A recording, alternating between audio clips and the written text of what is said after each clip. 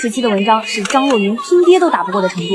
当时雪豹要开拍了嘛，然后是我父亲开拍的，然后我就跟他去，这也不避讳啊，我觉得今天可以直接都说的。你爸是雪豹的导演呀？制片人。制片人。对，然后你想跟他争取一下角色，然后我就跟他说，我说这个角色我想也难怪当初文章能对着郭德纲说出那句名言。我顺极了，哥哥，我可羡慕你啊！我顺极了，真的顺极了。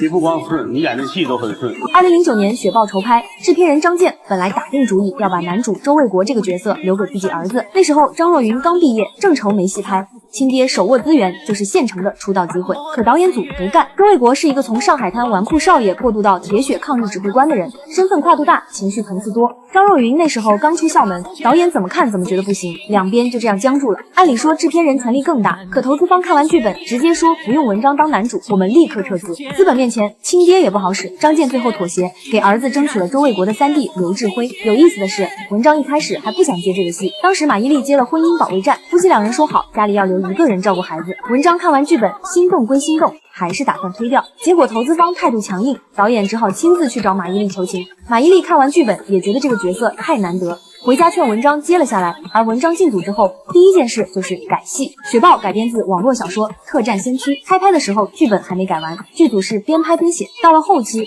剧本进度更跟不上了。这时候文章站了出来，接下了这个任务。之后他白天拍戏，晚上改剧本，但他改戏也不是乱改，原剧本的台词偏向样板戏，为了国家为了人民的口号喊得很响亮。但周卫国是上海滩出来的纨绔子弟，打鬼子靠的是阴招狠招，不是口号。于是他删掉了那些煽情的台词，还修改了一些人物之间的交流方式和措辞，突出了周卫国的魂不吝。他也不止在改剧本的事情上出了力，这部剧有2000多个炸点，上百个战场场景，尽管军事专家特训过，意外还是防不住。一场扔手榴弹的戏里，因为是冬天，文章手冻僵了，手榴弹不小心扔进了，碎片直接崩到了他脸上，火药渣子都嵌进皮肤，导演赶紧喊停，把他送到了医院。马伊琍那时候正在拍《婚姻保卫战》，接到电话从片场直接奔过来，看到病床上文章满脸灼伤，对着导演连连质问，这么危险的戏为什么不用替身？以后所有危险戏份必须用替身。文章嘴上答应的好好的，但是为了效果，伤好了该上还是上。雪豹播出后，文章演的周卫国成了当年最火的荧屏形象之一，那时候的文章可谓意气风发，奋斗、蜗居、裸婚时代，步步都是现象级。失恋33天直接拿下票房冠军，他成了80后男演员中的票房顶流，连星爷都在采访里叫他文爷。那时候的文章要演技有演技，